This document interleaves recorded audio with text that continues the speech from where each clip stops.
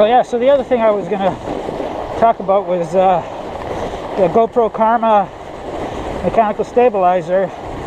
So I'm finding out you can use a battery bank with it, and GoPro also sells like an extension cable, so the actual stabilizer is a smaller piece that you can mount to your chest strap, and then they have a cable that mounts to the battery part of it, and where I think the electronics, the brain of it I think is, and then so you can have a cable so you can carry that part in a backpack, and then you can attach a battery bank to that part. So theoretically, yeah, you can run it for multiple hours. And I think if you use like newer cameras like that GoPro 5 and 6 with it, that battery bank basically powers the stabilizer and the camera at the same time.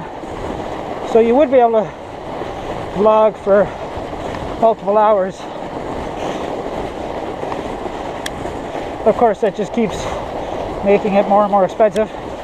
I said I was going to try and pay with it with Google AdSense money, but yes, now that I'm putting out regular content this month, already seen a noticeable increase in the amount of dollars I'm going to make this month.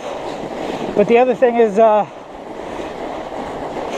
it's December, and that's generally the best month for making money on YouTube, because advertisers want to advertise hardcore.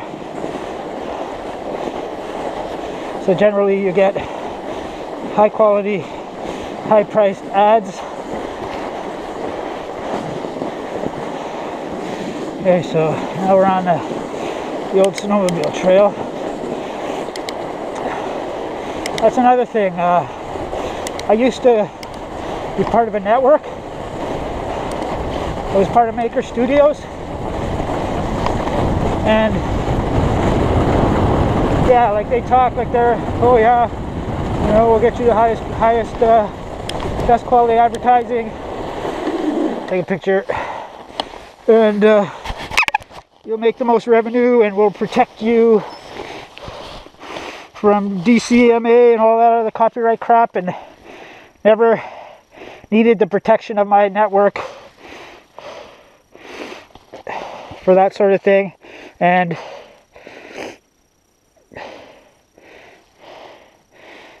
Maker Studios got bought by Disney, and Disney only wanted the biggest, most profitable partner, so little guys like me they didn't want, so got kicked out of Maker Studios, and then just went back to regular Google AdSense without all those protections. And like, I hadn't been making videos barely at all, but I was just on regular Google AdSense without really making any videos. I was making the same amount of money just from views from a reasonably big archive of material as I was in Maker Studios. And now that I'm starting to make content, I'm going to be making essentially more money than I did with the network. So it's just a big scam.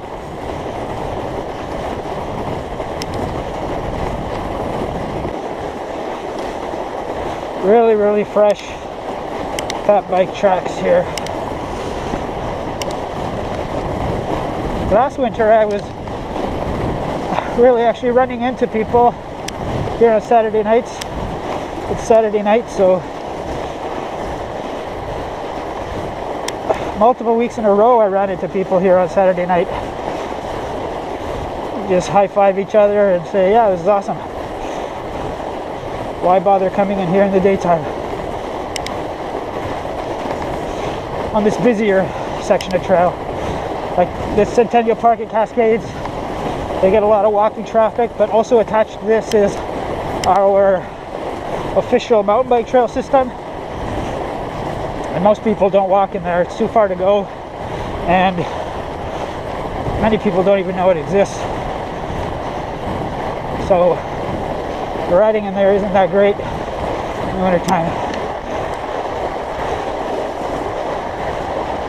Plus there's a lot more short, steep climbing that I just don't feel like dealing with tonight. It's not going to be as well packed, and the hills will be more difficult because of that. This is just supposed to be a 2-hour endurance ride. Just try and keep 2 hours of endurance over the winter. Next summer, I don't know, the longest rides do probably be mostly 3 hours, sometimes 4. So next year I'm going to focus, I'm not going to set a kilometer goal, I'm going to set an hours goal. Last year I did 669 hours. This year it'll be high 640s, low 650s. So next year I'm going to say 700 hours, and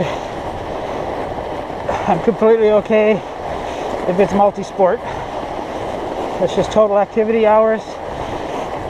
And then one of the goals,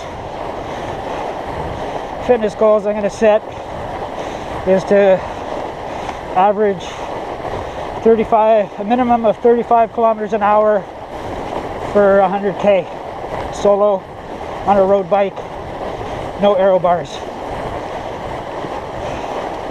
So not that that's easy to do, because it's hard to find a place where you're going to be able to ride non-stop for that long without dealing with stop signs and stuff. But I did find a loop that essentially just involves right-hand turns on stop signs, and to have like a predetermined start line and finish line. It's 105 kilometers. It's mostly rolling. It has 1, 2, 3, 4. Now 105K, it has like 4 significant hills and then a bunch of smaller hills. So it's not super easy, but it's about the only loop I can find that, you know, the pavement will be in good condition.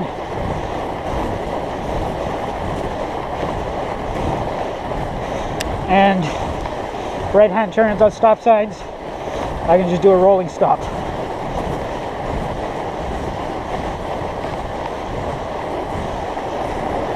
So average minimum of 35 kilometers an hour. Well, so we're going to say now 105 kilometers solo on a road bike. Standard road position. I can use aero helmet, aero wheels, aero clothing, but no aero bars.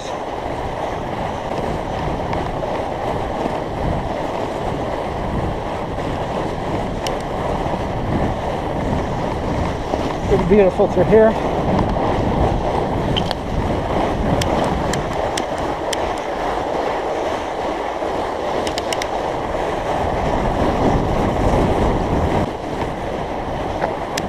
Now we're in Trowbridge Falls, which is a city-run campground.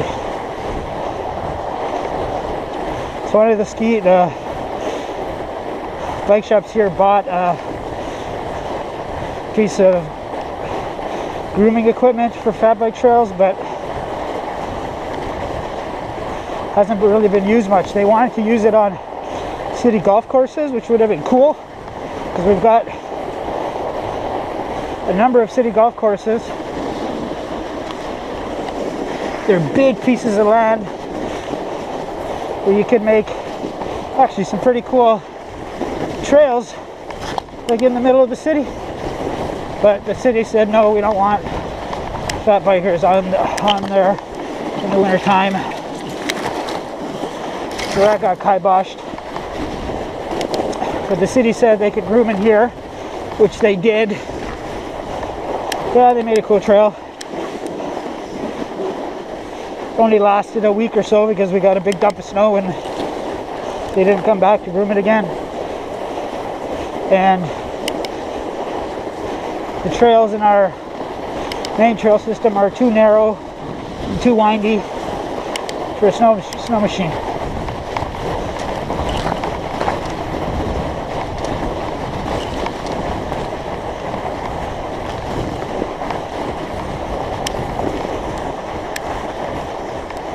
And now the temperature's dropped to minus 21.3, so I'm going to stop and take a picture of that because it looks better than minus 20.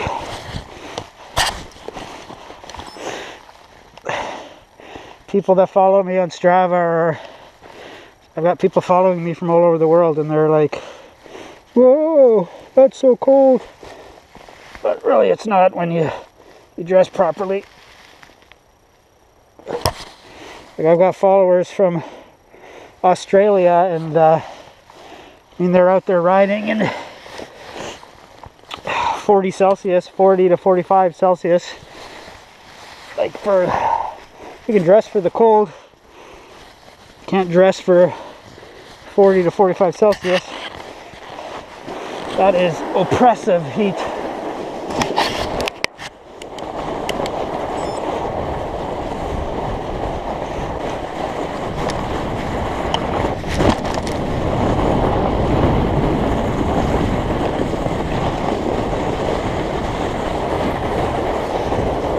Hit a rock there on the rear pretty hard. We got a rim strike. Hopefully we won't get a flat tire, or we're walking out of here. Didn't bring a tube with me.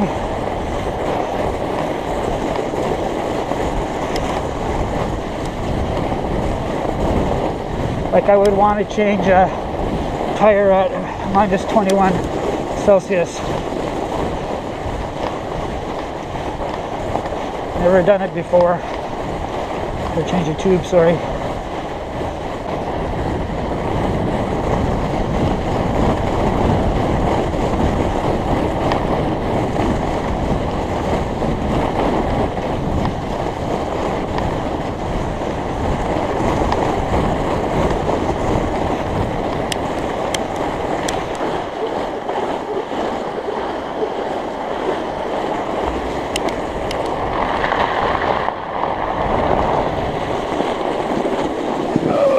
Of that scary creature there.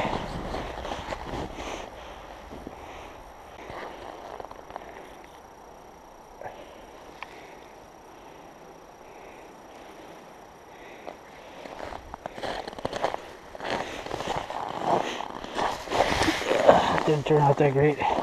With some editing, it might look better.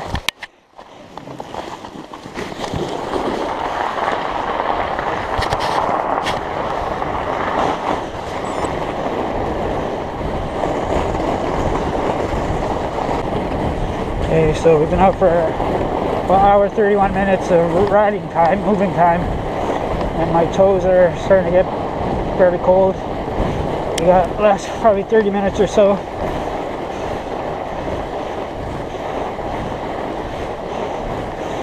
Toes shouldn't fall off. So I've got a pair of Solomon insulated winter hiking boots using platform pedals, and like a medium, maybe airing more on the thin side, thermal socks. I'm going to take that trail to the left, but someone wore in a really nice cross-country ski track. Let them enjoy that. Okay, so we're going to take a piece of trail that switchbacks its way up, and it has 2 super steep sections. Like this trail basically kind of went straight up to the top of the hill, so they decided to improve it by making it switchback its way up. But I swear the steep parts on the switchback are steeper than the original hill. Yes, the original hill was longer, but didn't have these super steep parts.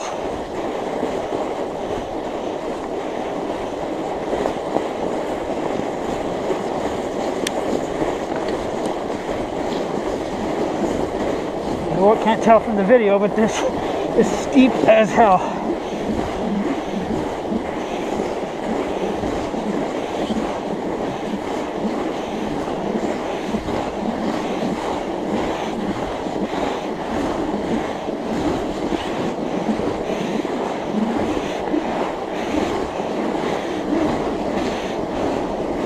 Barely rideable with this type of snow tonight. And then there's one more.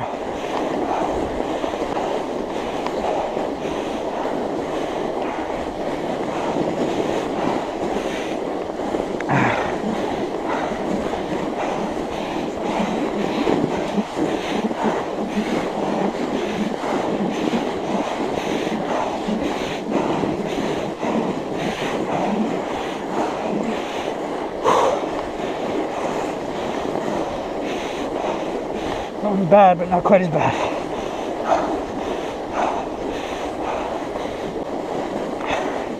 But when you get to the top of a hard hill, usually means you get to go down the other side.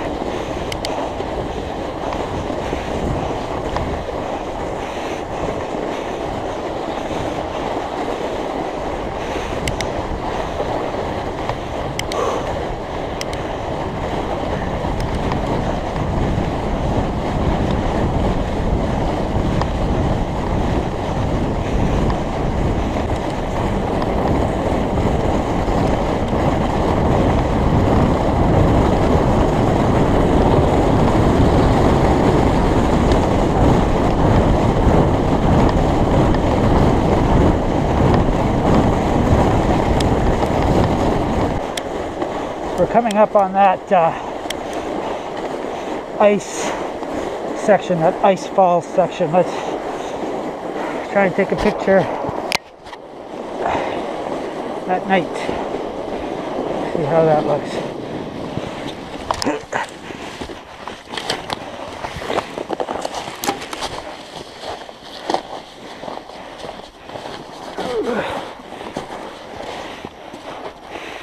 The bike will stand up on its own.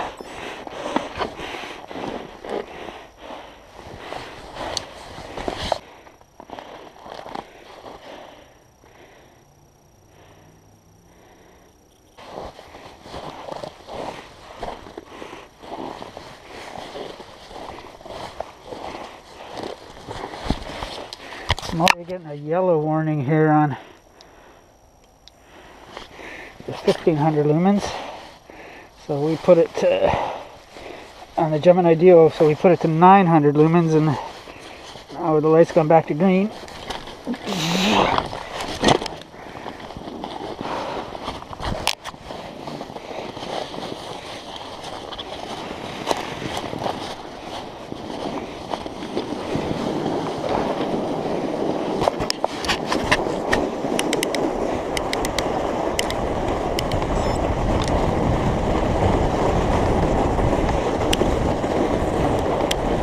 Need 20 minutes for 2 hours of riding. We're at 19.6 kilometers.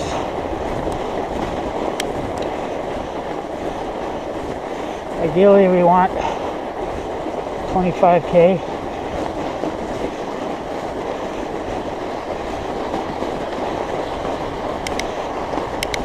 Our average speed is 11.7 kilometers an hour, so have to ride over 2 hours to get 25 kilometers.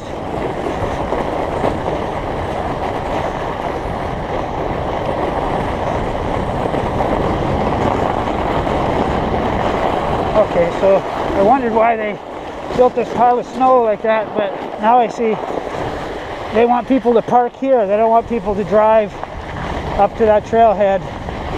That's why they built that pile there. So now that we're kind of in town, the temperature has warmed up to minus 18.3 Celsius, so it's almost 3 degrees warmer than it was 5 kilometers away.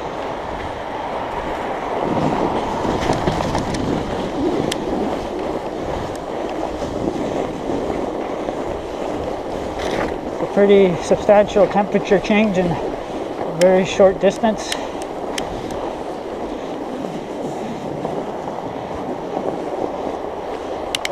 So we're going to take a longer route back.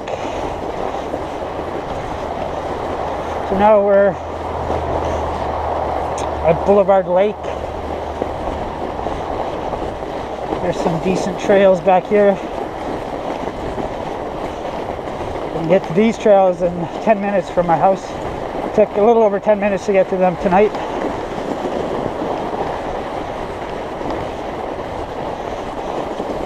But I haven't been coming to do night rides.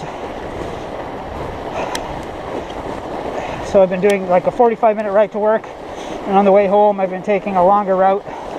So on the way home it's been taking a hour 15 to hour 25 minutes. So just riding to and from work is getting me over 2 hours Monday to Friday. So I really don't have to add any extra riding in the evening, and if I'm riding like 7 days a week, so if I just do 2 hours Saturday, 2 hours Sunday, I get 14 hours for the week, which is a decent amount of riding. Our average speed is creeping up. Right now it's at 11.8. We're at 1 hour 50 minutes of riding, 21.7 kilometers. So this little extra distance I'm adding here should make us maybe hit 25 kilometers about bang on by the time we get home. Alright, I'll end the vlog here. So we're just out on the city streets after this. So nice night ride. In for a cold snap. So Wednesday morning on my ride to work, it might actually be my coldest ever ride to work. So I might vlog about that. So catch you then. Thanks for watching. Bye.